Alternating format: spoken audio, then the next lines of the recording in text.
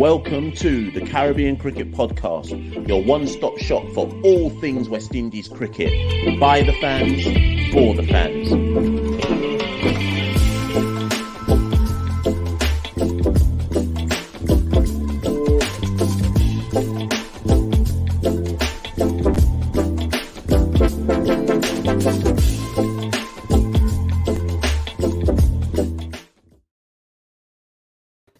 Yes, ladies and gentlemen, welcome to a Caribbean Cricket Podcast. Let's call this one a daily special. I say daily like we're going to do something tomorrow. We're not, but we'll call it a daily special. Santoki, the West Indies will begin their 4-day unofficial test match versus Bangladesh A in a couple of days. As is the norm in West Indies cricket, we had people sending us loads of messages saying, but where's the team? Where's the team? And we're replying to people going, boy, I don't know. I don't know what's going on. I ain't heard nothing. The teams have been2 now, Santoki. We've got a 4-day squad announced. We've got a 50-over squad announced. It's 2 unofficial 4-day tests and 3 50-over games versus Bangladesh A. Before we get into the squad, Santoki, before we chop it up and look at it, what's your thoughts and feelings about how late we've left this to announce the squad?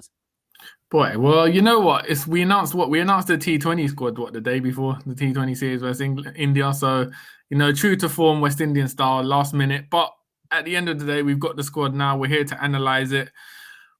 It's already straight away we've been inundated about players who haven't made the cut, who haven't made the squad. I think Mash with A-team tours, it's a tricky one because one, we haven't played an A-team tour in years, and two, there's no definitive criteria for an A-team squad. You don't know, unless the selectors come out and say we're basing it on this. It's up to you to speculate whether they pick players on performance, on potential, on other factors. So there's obviously going to be a lot of debate because only a certain amount of players can make the squad. But I guess, Mash, the first talking point is Josh De Silva has been made captain for both the red ball and the white ball sides. Now, a lot of people would be, I guess, confused as to why Josh De Silva's in the A-team squad because he's a central part of the test team. And usually the A-team is a platform for guys trying to make the test squad, Mash. I see this as an opportunity that Cricket West Indies are using to groom a successor to Craig Brathwaite as a captain, particularly for the test side. We've often said there's not real, I know Jermaine Blackwood served as vice captain, but long term, there's not really been someone who's kind of stood out as captain material for the test side after Brathwaite goes. And I think this is the first step in West Indies trying out De Silva for that role, Mash. What are your thoughts on his appointment as captain of this A side? Yeah, I think that's a really good point by you, actually. And before I kind of comment, let me just read what Desmond Haynes said about that. He said, Joshua, so Desmond Haynes, for those who listen to this, lead selector, said, Joshua has done quite well so far in his test career, and we believe he will be a good leader for both formats. We also have a few others in the squad who have played at international level and performed reasonably well, so we want to see them grow even more, and this series against the visitors from Bangladesh will represent that golden opportunity. Now, I just want to say to people that there has been no official press conference for this, so I can't ask Desmond Haynes directly any specific questions about his selections, and as Santoki rightly points out, it's difficult to second guess what the criteria is. We will attempt to do so, but without having a press conference, it's difficult to kind of know where Desmond Haynes and whoever else was involved was looking at this squad. But as you correctly point out, Santoki, I think this is a deliberate choice. It's probably twofold. It's probably also about just giving Josh some games. Because Josh isn't a white ball player yet, certainly not in T20s. He may well feature in ODIs some point soon, but he's not a white ball player yet. So similar to what you were saying and tweeting on our handle, Santoki, about Shannon Gabriel, if these guys don't play, when are they next gonna play? So we know, for example, that Josh De Silva is gonna tour Australia. That's our next test assignment. But that test series doesn't start, and that tour doesn't start till November after the T20 World Cup. So realistically, are we saying that basically Josh De Silva plays no red ball cricket between now and Australia? So I think part of it is about looking at that. I think the other part of it, like you say, is Craig and Jermaine are basically the same age. I mean, Jermaine's about 31, Craig's going to be 30 next. So there's a finite amount of time. Sorry, there's a finite amount of time before they will have to hand it over. And as you correctly point out, who's next? People would say someone like a Shea Hope, but he's not in the test squad. You look down the order, it's not going to be Bonner. It's not going to be Mayers. It's not going to be John Campbell. It's not going to be Jason Holder again. So as you correctly point out, Santoki, there are very few options. So I think this is about grooming Josh. But before we continue, Santoki, I better just actually put up the team so people can see this. So the first slide for people, if you haven't seen, this is the the quote unquote test squad. And let's deal with this one first, Santoki, actually. So Josh Da Silva, captain, as you've already pointed out, Colin Archibald, Alec Athanase, Yannick Correa, Casey Carty, Tagenarine Shandapur, Brian Charles, Justin Graves, Tevin Imlak, Sherman Lewis, Jeremiah Louis, Marquino Mindley, Anderson Phillip, and Jeremy Solorzano. So we've addressed Josh. Where do you want to go next from there, Santoki? Well, I guess the first point to make is there is a bit of consistency. The majority of the squad did play in the President's 11 against Bangladesh a month or two ago. But I guess, Mash, we'd have to start with the openers. I guess Tagenarine Shandapur and Jeremy Solorzano, they'll look like they'll be the openers for this A side. They formed a good partnership in that President 11 side. Tagenarine's been on a hot run of form for Guyana Harper Eagles in the last few regional games. Solorzano, mixed results. Initially for Trinidad and Tobago, he started off poorly. He's kind of worked his way back into it with some big scores. So I guess, especially with John Campbell under this trial in Jamaica, we might not see him in Australia, depending on how that goes. So this is vitally important because there aren't a lot of test spots available, I guess, because it is quite a settled team. But you'd say opener is vitally important because potentially Tagenarine or Solorzano could find themselves opening in Australia if John Campbell is banned, which hopefully doesn't happen. So I think that's vitally important for those two. But are you happy, Mash, with those two as openers? Do you think anyone else has kind of put their hand up to kind of make a claim as being a potential opener? I mean, the only person in the region who could legitimately say, why am I not there, is Kieran Powell. But you and I have discussed this before. We've been there. We've done that. That doesn't mean Kieran doesn't deserve another chance at some point. He is only 30, 31. But as you kind of alluded to at the beginning, Santoki, part of the A-team mandate is about, Desmond Haynes said it in his press release, it's about expanding the pool. So if we're talking about expanding the pool, we can't really go back to a Kieran Powell. And as you also say, this is clearly stating one of these two is the next test opener as and when a gap reappears. I think it's Tagenarine Shandapur's spot to lose. But if, for example, versus Bangladesh A, Tage failed across all 4 innings, and in between all that, Jeremy Solorzano hit a double century and another century, then maybe Solorzano leapfrogs him. But right now, you'd assume it's Tagenarine Shandapur's spot to just... this is Tagenarine Shandapur's chance to just re-solidify the fact that he is the next person coming off the rank should there be a gap to open in the test squad. That said, Santoki, as we've both kind of indicated before, Australia's one hell of a place to suddenly make your test debut. So both of them should probably be wishing and hoping that John Campbell doesn't get banned, that they can play in 2023 instead. Yeah, 100%. And I think moving down, if we look down the order, obviously Imlak done well for Guyana as a wicketkeeper batsman. He batted at number 3 in the President's 11.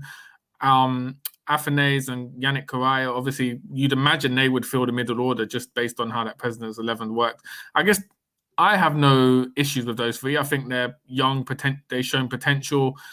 They deserve a chance for this A tour just to see if they can step it up to that next level beyond regional. I'm just going to throw one little spanner in the works there. I mean, Casey Carty being there makes total sense. No issue with that as well. Yannick Correa, I think if it was up to me, Yannick Correa would probably be the next person in the middle order to get a go if somebody holds a drop in the West Indies test side. But Athanase is an interesting one for me because he's played in the President's 11 games versus Bangladesh and England, and his scores are duck 1-10. And I'm not saying that means he shouldn't get further chances, but given he only averaged 25 in the 5-game first-class season, this is again, I go back to your point, Santoki. I want to know what the rationale was then to include him. I assume the rationale is you're young, we believe you've got some potential, those failures don't matter, we're going to try and invest in you. But if I pick let me pick someone, for example, Santoki. Let's from the top 15 run scorers in that truncated first class season. Let me take someone like, oh man, maybe this is the wrong name to take, but let me use them all the same. So Vishal Singh, he's 33 years old, Santoki. Are we basically saying to someone like a Vishal Singh, your time is been and done, you're never getting a goal again? Are we basically writing off people in their 30s?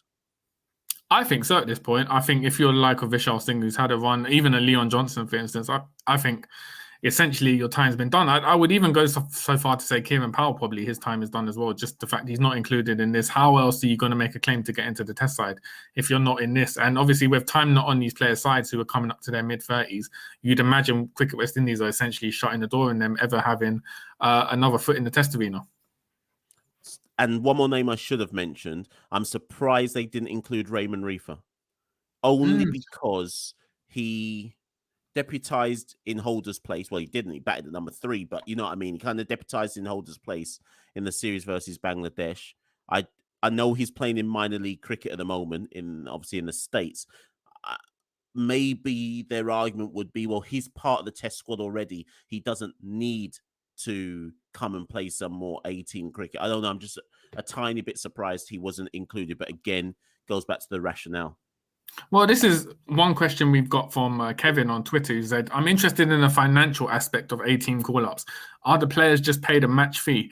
If you have the US option on the table and they offer you a few dollars, would you hang around for the A team on the off chance you might get a call-up? So that's an interesting one because there are a few players missing, Reefer, Rakeem Cornwall, who are playing in USA, as you rightly mentioned, Mash. So it'd be interesting to know if they did receive a call-up, but financially it just wasn't viable for them because I do believe the A team, I'm assuming you just get a one-off match fee, which wouldn't be very high, comparable to the USA where you'd be getting a lot more money. So we don't know the reasons, but there could obviously be that aspect of players choosing financially to keep on playing in the USA rather than committing to these 18 games. And that's a perfect example of why there being no press conference around the announcement of this A squad is actually to the detriment of both the journalists in the region, although people would say go and find out yourselves, but also people don't know the rationale. We can't just have let me find it again. We can't just have a 3-paragraph statement from Desmond Haynes. In fact, this is what Desmond Haynes said, just so people know. He said, we stated from very early that we would look to give the opportunities to players and broaden the pool. The 18 program is a very good thing for West Indies cricket, and Cricket West Indies must be complimented for ensuring that we have these matches. The squad is selected for us to have a closer look at the players in the longer format and 50-over format, as we've got a lot of cricket around the corner. We want to give the players exposure and the chance to play 18 cricket. So it doesn't really go into the details around. You can't work out from that why a Reefer's not included or why a Rakeem's not included or whatever it might be. Just saying we wanted to expand the pool, but I don't know. I don't know. We'll get more into this in a second. But one name there, Santoki, because the bowlers I think are fine. Yeah. Although there's one bowler I want to question, but Justin Graves, Santoki, right? So this is interesting to me. Bear in mind this is the test squad. So I was like, let me go and just look something up because I knew what my stats were telling me, but I thought, let me just go and clarify them in case I'm talking nonsense. So, Santoki, Justin Graves played 3 first-class games in the season we just had and averaged 22. Before that, he hasn't played any first-class games. He played 3 ODIs versus Ireland and averaged 10. At the start of 2022. Why on earth is he in this squad? What's the rationale? How did he manage to get into the red ball squad? Not even an ODI rationale, a red ball squad. Yeah, no, 100%. That was when I was doing research for this episode. That was one name where I just couldn't find any sort of rationale as to why he's been picked in his team. It'd be interesting to know why Justin Greaves is in the side. As you said, his statistics don't really add up, and it just doesn't make sense. And if you look at it, I guess you'd be wondering why the likes of like a Shane Dowich isn't in the squad, for instance. Yeah. Shane Dowich would be a perfect example of what traditionally I associate 18 cricket as being someone who's fallen out of the test team, always on the verge of the test side, using this to stake a claim. So Dowich as well being another example. Why isn't he in the squad, but why is Justin Greaves in the squad? Yeah, it's just like you said, Mash. I think the thing is, we're probably not to come across too bossy. We're probably the only outlet analysing this in detail. So in theory, if we weren't doing this, the selectors wouldn't like what would be there wouldn't be a need to justify the we're the only ones calling it up. The selectors are watching this right now going, shut your mouth. Listen, Desmond Haynes might be fuming. You might have made him have to do an impromptu press conference tomorrow now to justify all of this. But yeah, there's just scribble down reasons. Yeah, exactly. Justin Greaves is just a strange one. And like I said, I thought Shane Dowich, I'm not sure if he is playing in USA. I've lost track of who's sort of playing in USA at the moment. I thought Shane Dowich would have been a perfect candidate to kind of, as a pure batsman, to come into the side and stake a claim to get back into the test side. So that's a strange one. And then if we move on to bowling, I guess I'll start with Machel. You said you wanted to question one bowler, but I'll start with the spinners. I guess Brian Charles has been successful for Trinidad, so that makes sense. But then we've got there's no Jamel Warrican or Bishu or Permaul like the regular spinners. And the big question of Rakeem Cornwall, leading wicket taker in the regional season, why is he not in the side? So big question marks over to traditional spinners. Why have they not gone for the traditional spinners who have test match experience to use this as an opportunity? Are they shutting the door down on them? Did these players go and choose to play in America? There's a lot of questions for me on that aspect.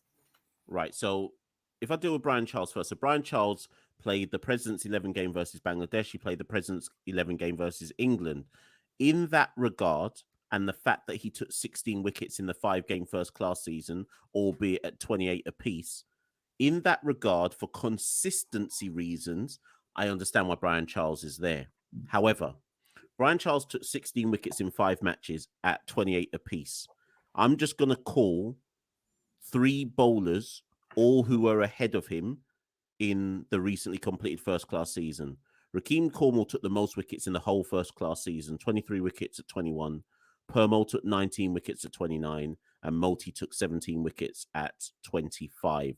Then you get Brian Charles, 16 wickets at 28. So in some ways, I get it.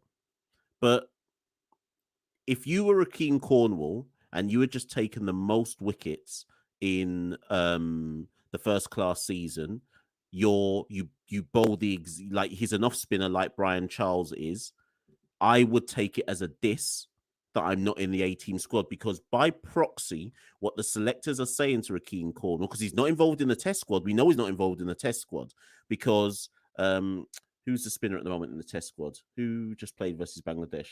Oh, it's Multi.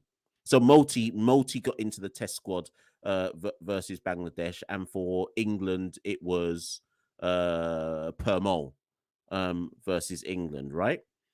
So what are you saying to Rakeem Cornwall? You're not involved versus England, you're not involved versus Bangladesh, and you're not involved in the 18 games, but you just took the most wickets in the first-class season. What do you do with that information if you're Rakeem Cornwall, Santoki? 100%. Like, what? It's mixed signals, considering it's been a rapid decline for Rakeem Cornwall on the international scene, which has come as a surprise to me. But again, like we said, we don't know whether he's declined the opportunity to continue to play in USA. So until we know that, I guess we can't speculate. But on paper, as you rightly say, Mash, it just doesn't make sense. What message are we sending to Rakeem Cornwall if we haven't chosen him for the squad on merit? Yeah. And again, as I said before, as alluded to before, no press conference leads outlets like ours to therefore ask the necessary questions. Will we get them answered? I don't know, but these questions need to be asked. I think the pacers I don't really have an issue with. I think all of those pacers have proved themselves at the domestic level. So it would. What do you make of? Because obviously you would have seen Sherman Lewis against Netherlands, right? He played in one of the games. What are your initial reactions to Sherman Lewis? How do you rate him as a bowler? So there was, in one of the games, he took 3 wickets for, I feel like it was 3 wickets for 66 or something like that across his 10. And that sounds like a bit expensive on paper, but he'd gone for licks early on and then came back and bowled a really good spell and took 3 wickets. So I saw enough from him in the Netherlands to say, okay, let's keep working. Let's keep working with him. So I think his spot makes sense. If anything, what I'm surprised at, Santoki, is that they took him to the Netherlands and he's not played since. Like if I go on tour somewhere and I take 3 wickets in a match, you would think that I'd at least feature. Or I think he was named as a reserve with Tej for the Bangladesh games, but I would have thought he would have featured a bit more with the ODI squad and so on and so forth. So I've got no issue with Sherman. I think he deserves his spot here. And Jeremiah Lewis, I think he took 18 wickets in the regional season, so he's deserved on merit. Anderson Phillips, a perfect example of someone who should be in the 18 squad. Played one test against Bangladesh, didn't do too well, but showed enough in that that he can play at international level. So this just a way of him refining his skills and kind of getting back into that test side. So as you said, there's no real big question marks over the bowlers. Generally, the pace bowlers, you kind of expect them to be in this squad, the ones who are in it.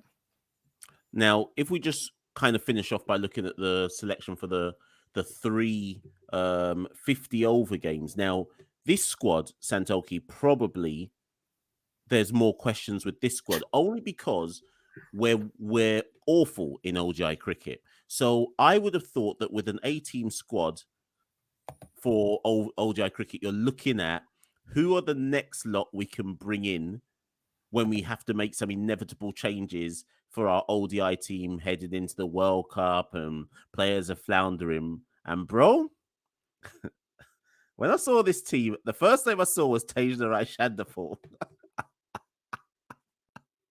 Before I saw anyone else's, I saw Tej and I said, huh? That's the first thing that went through my head. And then I started looking at some other names. Like I saw Imlat. I thought, huh? Not because these players are bad, but just because I don't know what the rationale must be. Justin Graves played against Ireland earlier in the year. Got average 10. Huh?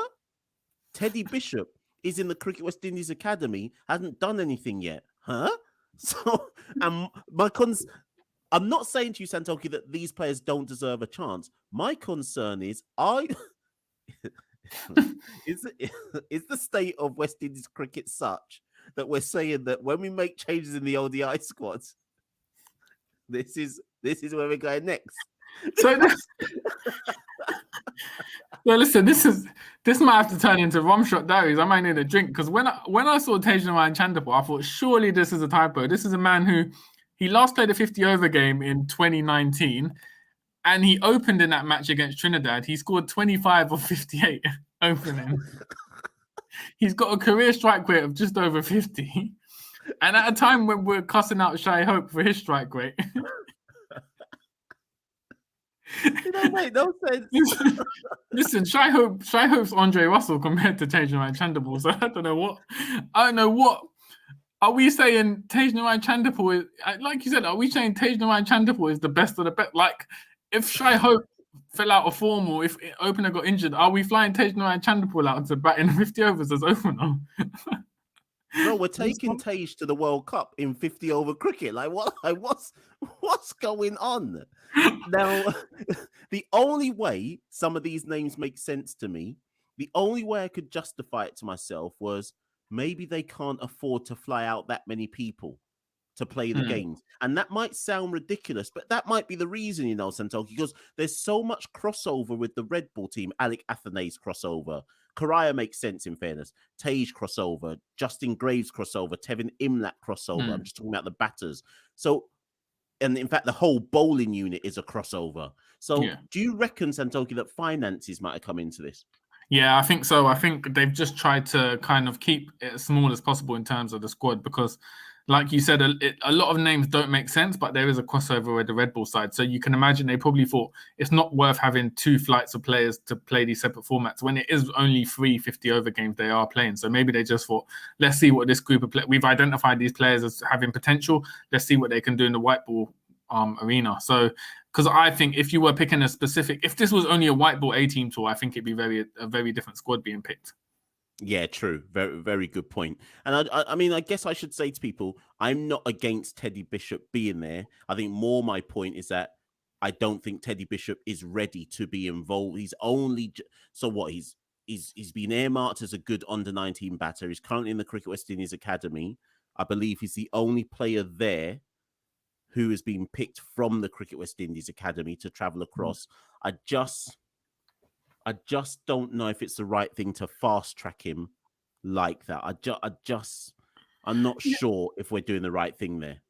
And I do think it might have been more beneficial to have Yannick Kouai, because he was captain in the President's 11. Maybe give him captaincy for the white ball games rather than Josh for both. But they've obviously gone for Josh to have that consistency. But yeah, it is, like you said, this is also a strange one that they've flown in Kevin Sinclair for the white ball leg out of nowhere.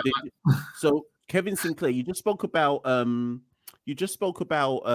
Tage, but if you look at Sinclair's numbers, bro, do you know? I think I deleted it just before we start press record. Sinclair has literally done nothing to justify this call. Literally, at least with Tage, you can say, well, he made a 50 ball 25. Kevin Sinclair's literally barely played super or 50 over cricket. He's only really known for what he's done in like CPL and some T20s. And even in the recently completed first class season, I think he only played 2 games or something like that. So tell me how Kevin Sinclair got in there, Santoki. I can't explain it. Listen, I don't know if they needed to fill the Guyanese quota, and so they just thought, let's flow out Sinclair, because it just, like you said, he's not known as a 50 over guy. He's known for his exploits in CPL, but then he's had poor recent form. So it's like, what has he done?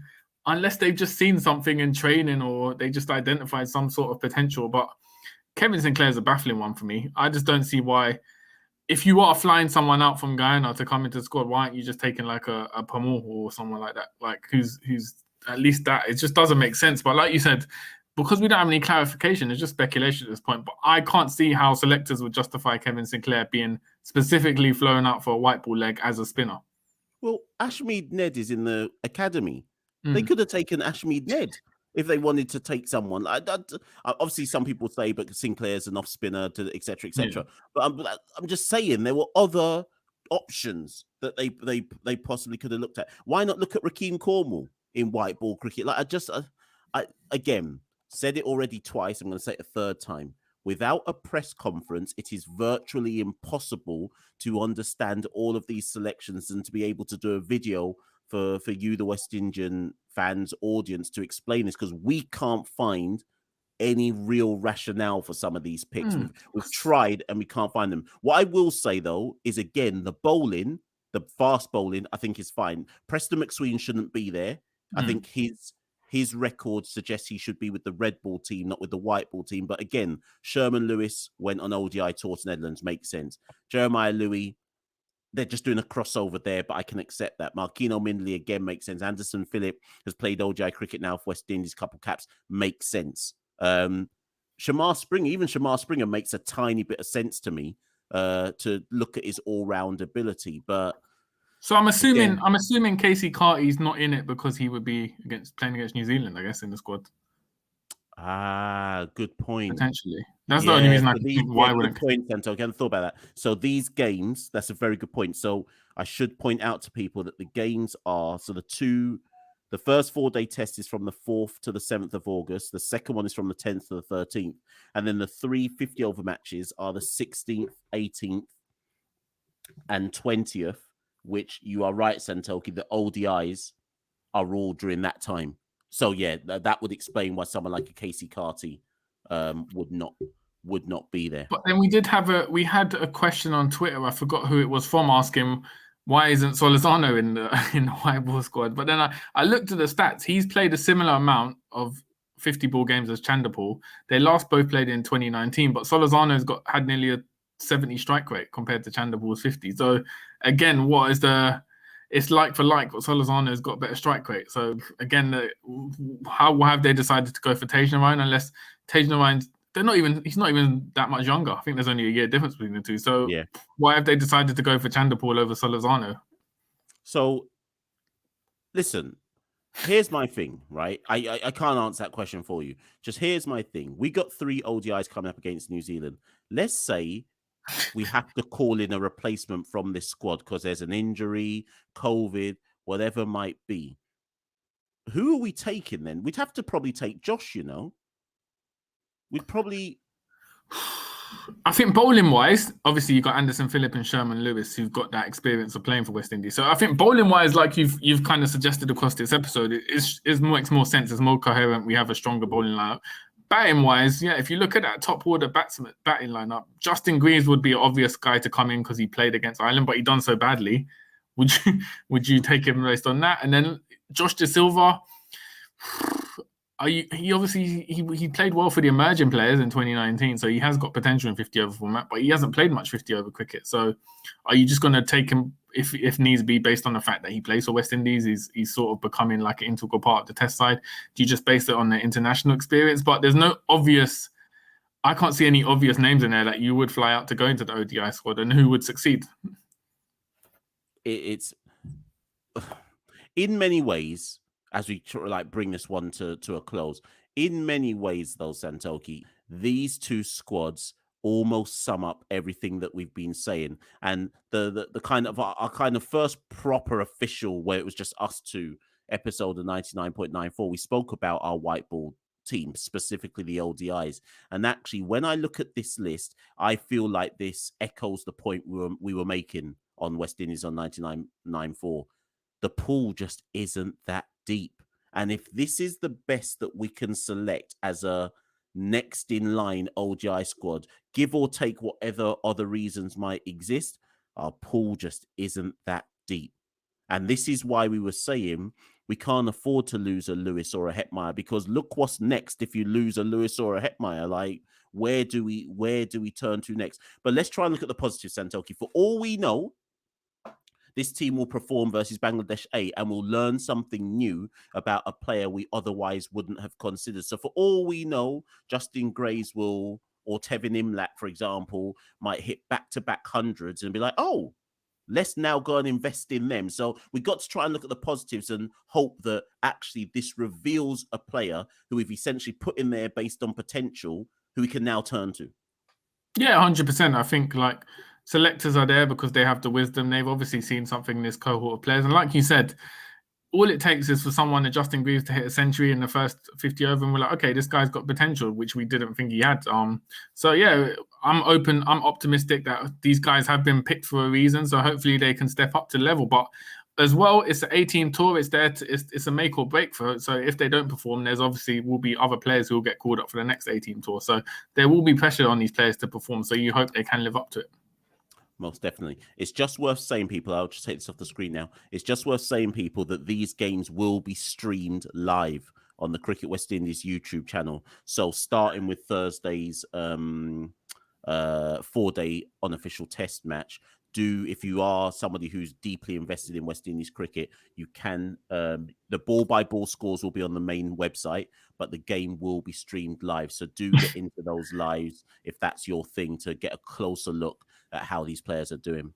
What you saying, Mash? You doing a live watch along for the Red Bull game? No way. Listen.